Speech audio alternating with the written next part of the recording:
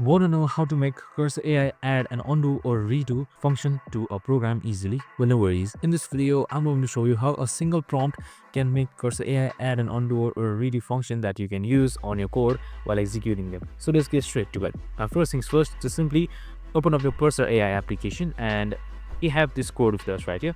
So we have also created similar videos regarding Cursor AI, so make sure to watch it. So once you have opened up the code, you can just simply select Ctrl+A, forward to select the entire code, and then just select Quick Edit right here.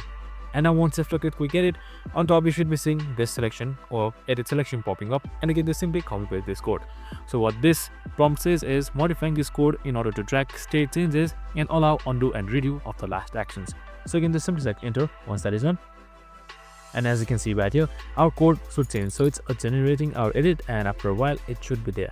Now once everything is done, you can just simply select keep and you should be good to go. And that's it, super simple and easy. I hope this video helped.